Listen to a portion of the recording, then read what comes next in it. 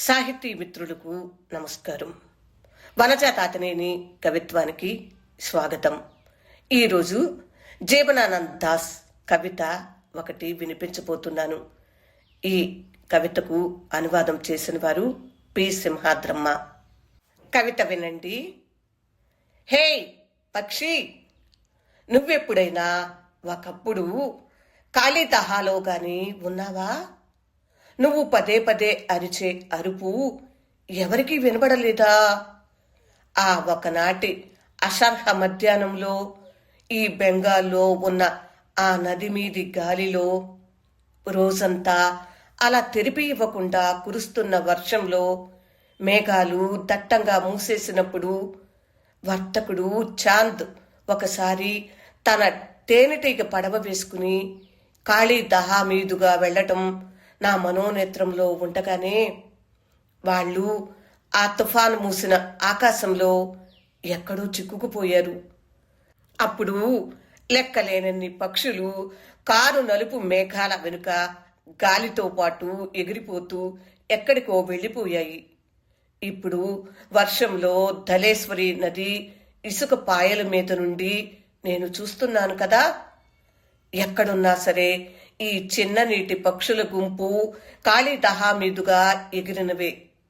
ఈ పక్షులన్నీ ఏదో ఈనాటివి కాదు. ఇప్పటి పక్షులు, ఆకాశం, నది ఎప్పటివో ఈనాటికి తెలియదు కదా.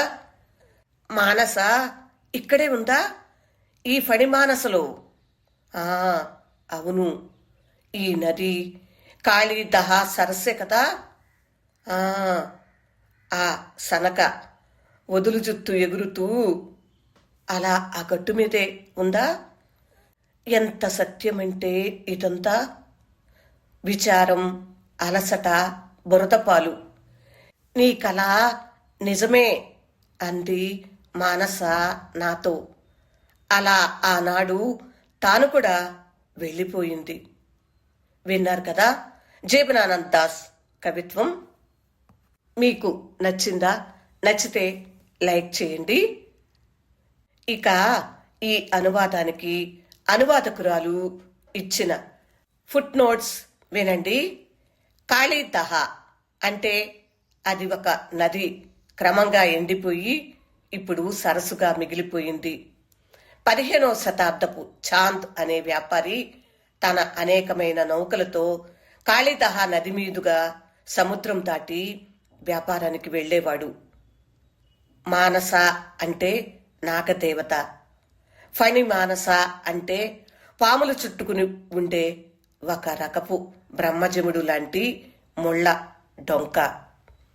అషర్హ అంటే జూన్ నెల 2వ వారం నుంచి జూలై నెల 2వ వారం వరకు గల నెల రోజుల కాలాన్ని బెంగాలీ సంస్కృతిలో అషర్హ అంటారు.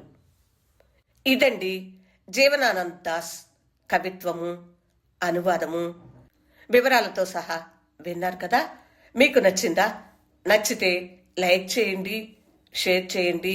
అలాగే నా ఛానల్ సబ్స్క్రైబ్ చేయనట్లయితే సబ్స్క్రైబ్ చేయండి. ఇలాంటి విభిన్నమైన కవితలు, కథలు ఈ ఛానల్లో వినిపిస్తూనే ఉంటాను. వింటున్నందుకు హృదయపూర్వక ధన్యవాదములు. విభిన్న కథల, కవిత్వాల సమాహారం వనజ తాతినేని. వింటున్నందుకు హృదయపూర్వక ధన్యవాదములు. నమస్తే.